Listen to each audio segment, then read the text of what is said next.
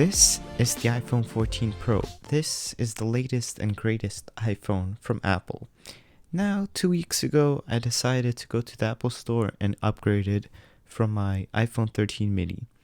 And I decided, why not do a quick little review on it? See, are the new features really worth the upgrade from older iPhones or not? So, in this video, we'll be looking at some key categories that Apple has improved in the new iPhone, from the battery life to the screen to the new cameras. So yeah, let's go to New York and let's review it.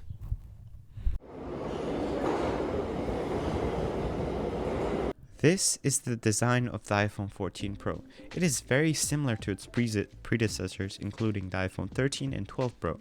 We still have the squared off edges with the stainless steel borders and the frosted matte glass on the back. But what's actually new with the iPhone 14 Pro is instead of a stationary notch, we have a dynamic island. So it is kind of a gimmick, kind of a feature. It does make the notch more useful. Now basically when you're like playing music, you can quickly tap and hold and you can switch songs, or when you're getting an incoming call, it can even you can go back into it and mute it or put it on speaker. Kind of a gimmick. I would say right now it's in its early stages, so it's more of a gimmick. Doesn't really make things a lot easier. I say if more apps find ways to adopt it, it'd be more cool and useful, but right now it is more of a gimmick. But if we do go to the back, we do have a much bigger camera lens. It is twice as big as the iPhone 12 Pros. We do have a main 48 megapixel lens. The rest of the cameras are 12 megapixels and have better low light performance.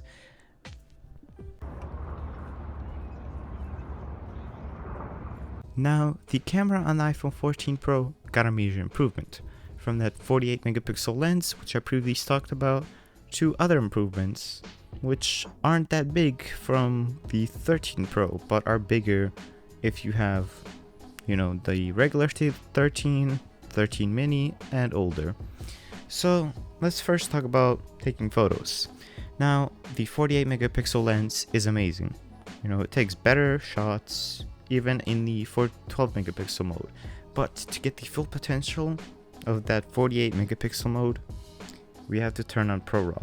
Now, ProRAW is really amazing. It takes amazing shots with amazing details. You zoom in and you still have just beautiful detail. But there is a but, of course.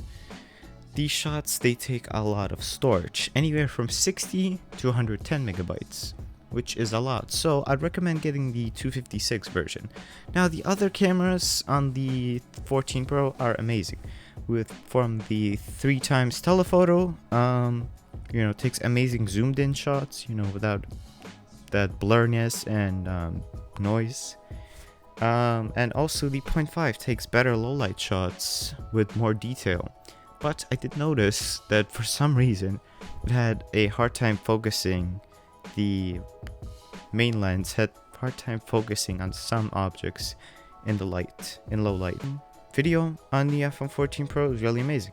All iPhones had amazing video, and they're probably one of the best cell phones on the market for video.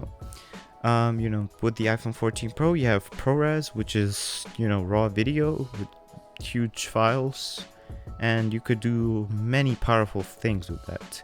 I didn't get to try it out, but I feel like it could be a powerful feature for some future videos.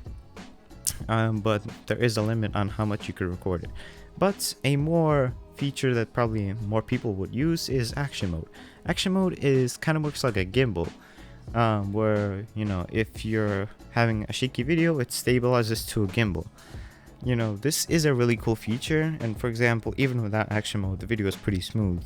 But with action mode, it feels like it's on a gimbal. There is a weird thing where when you switch to action mode, it defaults to 0.5 for some reason, but you can switch it real easily. And also it films at 2.8K, so no 4K, but maybe next year 4K will come. So the cameras are a solid, improvement, and they're really solid on the iPhone 14 Pro.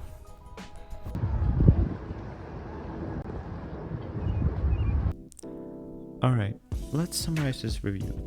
So, what do I think about it? I think it's a good phone. It is a really good phone. Is it a huge upgrade? Well, it depends. If you're switching from the 13 Pro, or even, I would say, maybe 12 Pro, I guess I would say wait. But if you're switching from the 12, 11, like regular series, even the Pro 11 Pro series, or 10s, 10R, I would say, yeah, it's a pretty good upgrade for you.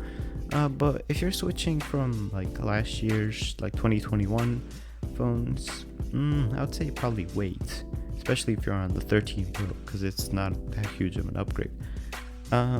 So yeah, it's a good phone. I like the cameras.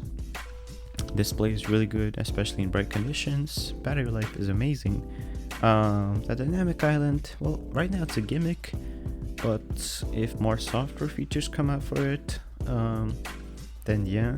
Looking at iOS 17, yeah, I don't think that there is gonna be any new dynamic island features, but maybe, when the 15 lineup comes out later this year, maybe developers would add some features. Now, I do have one con with this phone. That is eSIM. eSIM, it's a bit iffy. For example, when I go to another country in Europe, it is really easy for me to switch, take my physical SIM out, and bam, just switch. Now, eSIM is supported. eSIM is supported in a lot of countries. But the thing is I don't know, switching would be more tedious than just getting a SIM card and popping that one in. Activating the phone wasn't as easy as Apple advertised. Yeah, it was pretty easy. You just had to click. It's like, yeah, transfer SIM card. But it did take like 2 to 3 minutes. Just taking the SIM card out, putting it in, which takes like 20 seconds. But it was still pretty easy. So I'd say that the eSIM thing, I have to give it some time. But that is it.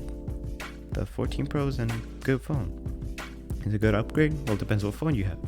But I hope this review helped you decide. But yeah, hope that you did enjoy this video.